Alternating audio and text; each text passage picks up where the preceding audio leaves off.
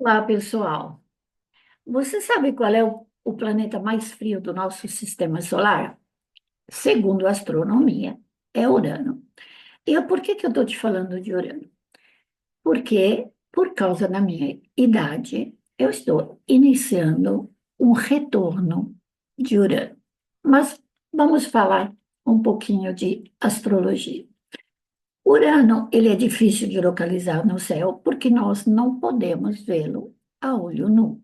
Então, os planetas que estão além de Saturno, a humanidade ainda não consegue enxergar com os olhos físicos. Então, ele precisa de instrumentos. Graças a Deus, nossa inteligência consegue fazer isso, porque criamos instrumentos para fazê-lo.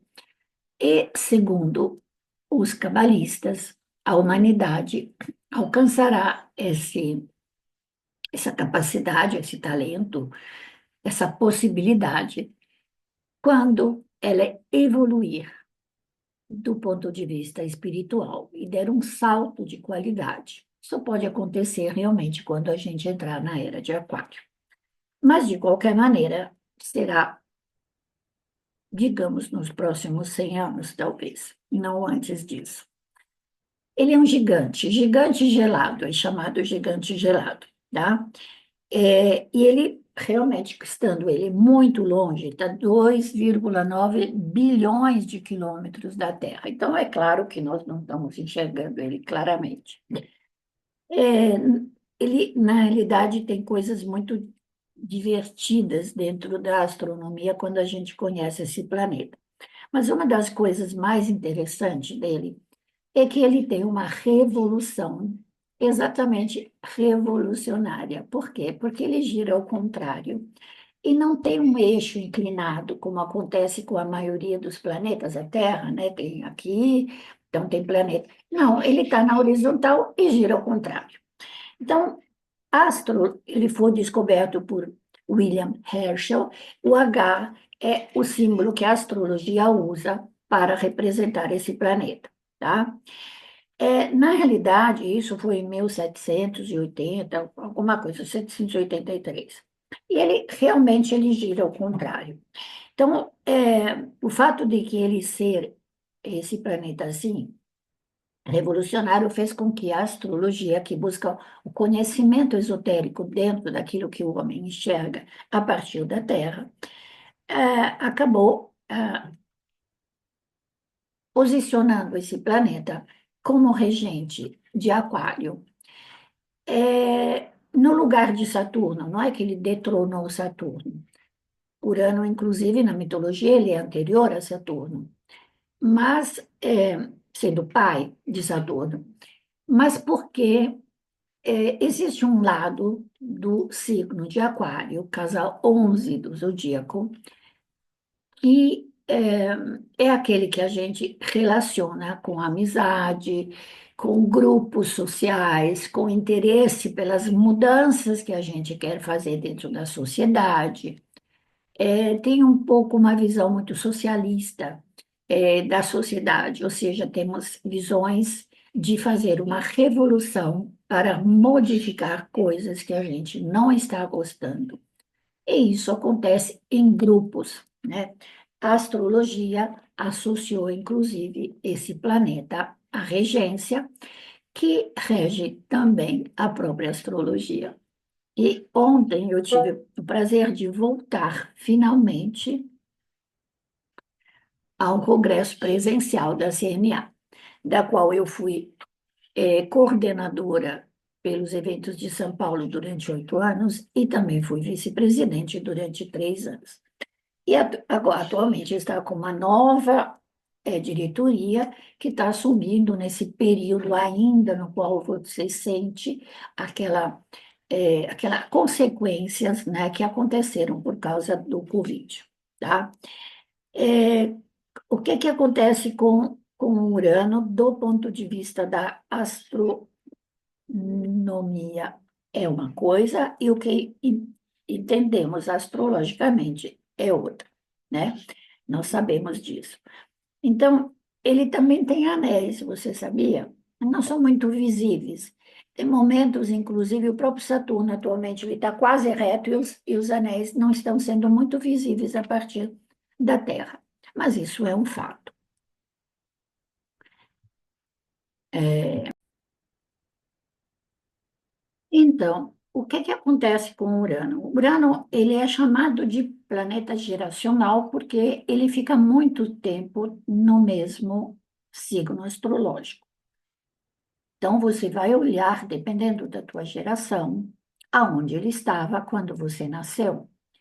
Como eu nasci quando Urano estava no início de Gêmeos, atualmente, ao retornar para Gêmeos, esse planeta Urano está começando a mostrar a ação revolucionária que lhe pertence, ou seja, está me dando disponibilidade dessa energia para fazer verdadeiras revoluções na minha vida.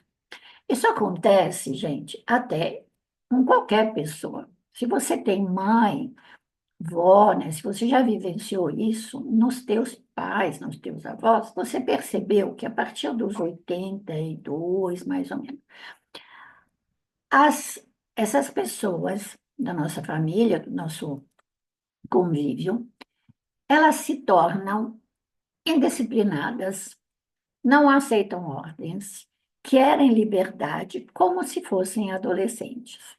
Começam a se comportar de uma forma pouco convencional. É claro que isso não acontece na nossa vida somente quando você chega aos 82, porque o retorno exato acontece em 84, mas ele fica uns 5 anos, ele chega a ficar de 7 a 8 anos no mesmo signo. Então, quando ele entrar em Gêmeos, vai trazer realmente a verdadeira revolução da TI, das coisas, da tecnologia, das nossas voltas, talvez dos planetas que vão, né, dos nossos foguetes que vão explorar outros planetas, mas tem revolução social. Isso está acontecendo, nós já estamos vendo a famosa era de Aquário, não é somente uma coisa que era cantada na época quando eu era jovem e que dizia assim, falava dos filhos das flores. Não é isso, né? Na realidade, se fazem revoluções em nome de Urano. Urano, ele é dependendo da sua posição, então ele vai ter quase uma geração, né, de 7 a 8 anos. O Netuno fica 12, mais ou menos, no signo, e o Plutão chega a ficar 18, portanto, pega quase 2, paga 20, né? São 2 vezes 10. O que que ele faz? Ele provoca dentro da gente revolução e ruptura. A necessidade de romper com padrões, as coisas que te incomodam. Aliás, eu vou te falar uma coisa, eu até vendo aqui o que que acontece quando eu vou te falar das quadraturas. Então, você divide 84. Desculpe que eu fiquei nesse congresso ontem e vi meus amigos assim que eu não via desde antes da pandemia, né? Então todo mundo tinha coisa para contar e as conversas, além do congresso ter sido muito um sucesso, muito bom, porque juntou justamente o presencial com o virtual, isso é coisa de aquário. Tá? É uma coisa nova, é uma coisa que está acontecendo, que foi maravilhoso. Ao mesmo tempo, eu acho que eu falei muito, e aí acabo ficando sem voz. Então, deixa eu me posicionar um pouquinho melhor, porque eu fico com o reflexo da minha sacada, né, que fica no meu óculos. Então, normalmente, por volta dos 40, 39, 40, acontece a primeira oposição de Urano com ele mesmo. Então, dependendo de onde ele está no teu mapa, acontece a primeira ruptura. Exatamente, existem também as rupturas intermediárias. Se você dividir o 84, né? Pega 84 e divide por 4, né? Você vai ver os anos no qual você se liberta. Primeira acontece por volta dos 21, que é marcante na vida das pessoas. Então, a próxima vai ter por volta, se pega o dobro, sempre pensando que esses aspectos duram 3 anos, os mais fortes. Então, começa um ano antes, fica forte e vai embora. às vezes, dependendo das retrogradações, chega a durar 4 anos. O que ele traz? Traz o inesperado. Ele traz aquilo que você não está planejando, mas que te vem de dentro para fora como assim uma vontade de virar a mesa, de acabar com as coisas que te incomodam, de se libertar. E a gente vê essa liberdade muitas vezes nas pessoas de idade, quando elas realmente é, perdem a razão, de uma certa forma, sim, né? Um pouco daquilo que a gente chama hoje de Alzheimer ou de demência senil, ela começa exatamente nisso. A pessoa sai fora da cabeça. Quer liberdade, é um impulso de dentro para fora, é chamado de independência, né? Eu me lembro que minha mãe viveu muito tempo comigo, então ela morreu com mais de 100 anos, e ela, quando ela teve esse impulso de independência, ela não queria almoçar na hora que eu botava o almoço na mesa, ela levantava a hora que ela queria, e você tem que respeitar. Por quê? Porque quando a gente faz isso, que a gente é criança, a gente está na primeira fase da vida educando a criança a aceitar os limites saturninos. Mas quando você tem essa idade, você já tem um respeito por essa necessidade de liberdade que depois, mais tarde, vai se tornar a liberdade do espírito. Tanto que muitas vezes, com essa idade, a gente já começa a planejar a sua vida futura. Qual é a vida futura? Do espírito. Como a gente vai morrer? Como a gente vai passar de plano? O que que eu vou fazer depois? Do outro lado, como é que é? Então, muitas vezes, isso chama muita espiritualidade, né? Do ponto de vista do coletivo, ele está ligado ao progresso, à tecnologia, às ciências, invenções. O eureka, aquilo que venha. No mapa natal, você vai olhar onde está a tua liberdade. Se você está com um aspecto, os aspectos melhores, claro, são os trígonos e os sextos, que também estão nesse momento intermediário, vai multiplicando de 7 para 8. Ao mesmo tempo, tem um ciclo de 7 para 8, que também é um ciclo que corresponde a Saturno, que é o filho de. Então, aí eu falo liberdade e responsabilidade. Essas duas coisas têm que andar juntas, coisa que não acontece depois de velho, tá? É uma coisa que traz, por exemplo, né? Eu tenho no meu mapa natal, Urano na quarta casa. A minha casa é o lar, a família. Então, a primeira vez que ele me trouxe essa energia foi quando eu saí da cidade onde eu nasci e vim para o Brasil. Na realidade, eu fui primeiro para uma outra casa numa outra cidade e depois eu vim para o Brasil. Então, por isso que eu falo que o processo de liberdade não acontece de um dia para o outro. Agora, ele pode ser muito perigoso fisicamente e para a saúde. E aí eu vou te falar por quê. Claro que você vai olhar, eu tenho ascendente aquário. Portanto, eu tenho dois regentes, ou seja, o regente antigo, Saturno, aquele que me faz andar de relógio, porque eu sempre ando de relógio, não posso viver sem tempo, e Urano, que de vez em quando ele aparece, ele me diz assim: mas por que que você tem que andar de relógio? O que que você tem para fazer? Sai por aí um dia sem relógio para ver como é que é a tua vida. Então, há essa dicotomia dentro de mim, eu fico brigando comigo mesma. Provavelmente acontece com muitos de vocês. E eu vejo isso como sendo exatamente aquilo que te faz progredir. Ou seja, se você tem vontade de libertação, acontece muito divórcio nessa primeiro aspecto, a oposição. Porque você quer você passou aquela primeira fase da vida e normalmente com 20 anos a pessoa vai viver num outro país, vai se separar, se ela casou muito cedo, porque ela se sente presa por Saturno, e aí é, ela vai querer liberdade.